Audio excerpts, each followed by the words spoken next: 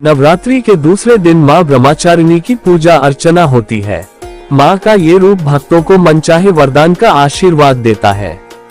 आज की इस वीडियो में हम जानेंगे मां ब्रह्मचारिणी की पूजा विधि, मुहूर्त, मंत्र और कथा के बारे में। प्रणाम दोस्तों, आपका स्वागत है हमारे YouTube चैनल रोचक कथाएं पर। वीडियो को अंत तक देखिएगा। वीडियो के अंत में एक छोटी सी परीक्षा ये जानने के लिए रखी गई है कि आप बातों को कितना ध्यान से सुनते हैं। ये जानना रोमांचक होगा कि आपने क्या स्थान प्राप्त किया है। तो शुरू करते हैं आज की मजेदार वीडियो, जिसका शीर्षक है मां ब्रह्मचारिणी। नवरात्रि में हर दिन मां के अलग स्वरूप की पूजा अर्चना की जाती है। आज चैत्र नवरात्रि का दूसरा दिन है, यानी मां ब्रह्मचारिणी की पूजा अर्चना का दिन। मां का ये रूप भक्तों को मनचाहे वरदान का आशीर्वाद देता है। मां के नाम का पहला अक्षर ब्रह्म होता है, जिसका मतलब होता है तपस्या, और चारिणी मतलब होता है आचरण करना। मान्यता है कि इनकी पूजा से मनुष्य में तप, त्याग, वैराग्य, सदाचार, संयम की वृद्धि होती है। जानिए नवरात्रि के दूसरे दिन की पूजा व्रत कथा, मंत्र, मुहूर्त। पूजा विधि। सबसे पहले सुबह नहा धोकर साफ सुथरे कपड़े पहन लें। अब ब्रह्मचारिणी की पूजा के लिए उनका चित्र या मूर्ति पूजा के स्थान पर स्थापित करें। हाथ में फूल लेकर ब्रह्मचारिणी देवी का ध्यान करें और इस मंत्र का जाप करें। दधाना कर्पद्याभ्यामक्षमालक मंडल देवी प्रसीद तु मयि ब्रह्मचारिण्यनुत्तमा। माता के चित्र या मूर्ति पर फूल चढ़ाएं और नैवेद्य अर्पण करें। मां ब्रह्मचारिणी को चीनी और मिश्री पसंद है, इसलिए उन्हें चीनी, मिश्री और पंचामृत का भोग चढ़ाएं।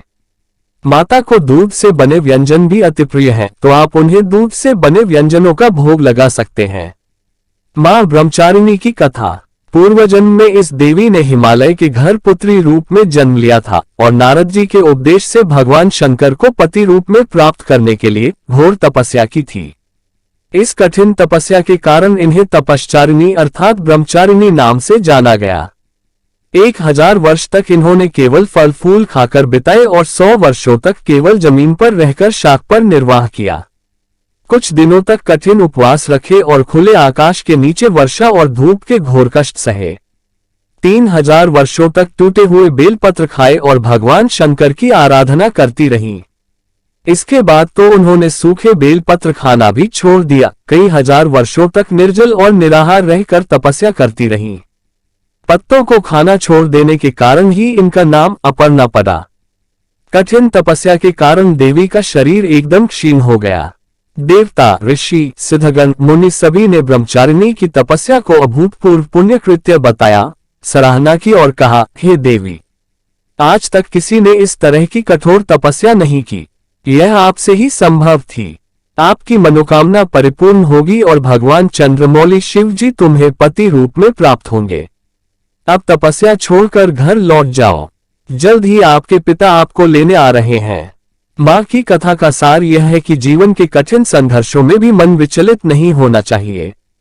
मां ब्रह्मचारिणी देवी की कृपा से सर्व सिद्धि प्राप्त होती है।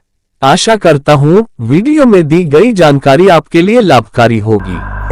अब समय आ गया है ये जांचने का कि आपने वीडियो को कितना ध्यान से देखा है। खेल शुरू होता है। अब मां ब्रह्मचारिणी के नाम में ब्रह्म शब्द का क्या अर्थ है?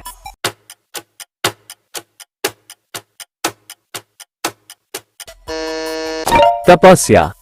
मां ब्रह्मचारिणी ने पूर्व जन्म में किसके घर में पुत्री के रूप में जन्म लिया?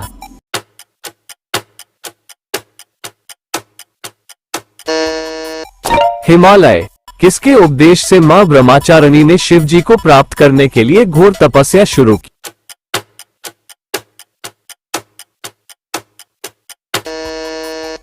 नारद मुनि।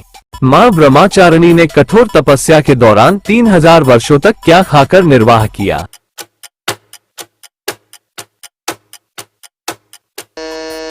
सूखे बेलपत्र। सूखे बेलपत्रों को खाना छोड़ देने के कारण मां ब्रह्मचारिणी का कौन सा नाम पड़ा?